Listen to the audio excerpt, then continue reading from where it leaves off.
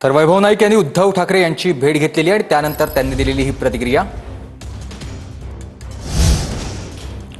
तर बीडमध्ये भाजप लोकसभा विस्तारकांची धारधार कोयत्याने हत्या झालेली आहे। महत्त्वाची बातमी आपण बघतोय। बीडमधून माजलगावच्या किट्टी आडगाव इथं बाबासाहेब आगे यांची हत्या करण्यात आली आहे। आरोपी नारायण फपळा यांना पोलिसांनी ताब्यात घेतले आणि बाबासाहेब आगे यांच्या हत्येचं कारण अद्याप अस्पष्ट आहे।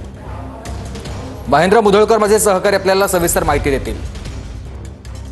गेली 4 महिने झाले बीड जिल्ह्याचं सामाजिक स्वास्थ्य जो आहे तो बिघडलेला आहे आपल्याला पाहायला मिळतंय। 4 महिन्यापासून खुनाचे जे सत्र आहेत ते काही कमी होण्याचं नाव घेत नाही।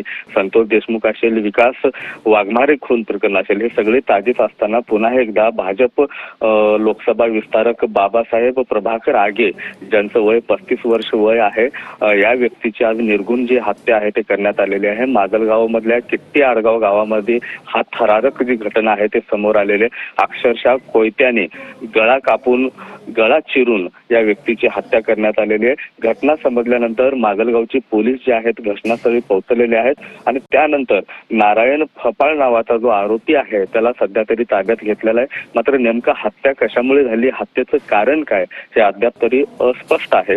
मात्र पुन्हा एकदा भाजपच्याच एका पदाधिकाऱ्याची हत्या झाल्यानंतर बीड जिल्ह्यामध्ये खळबळ जी आहे ते माजलेली आहे। कायदा सुव्यवस्था खरोखरच वेशीवर टांगण्यात आलेला आहे का, लोक का घाबरत नाहीत, हा प्रश्न जो आहे तो पुन्हा एकदा सातत्याने समोर आलेला आहे। नक्कीच धन्यवाद तुम्ही दिलेल्या या सविस्तर माहितीसाठी।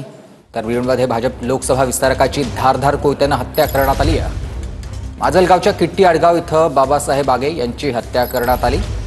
आरोपी नारायण फपाळ याला पोलिसांनी त्यानंतर ताब्यात घेतलं आहे।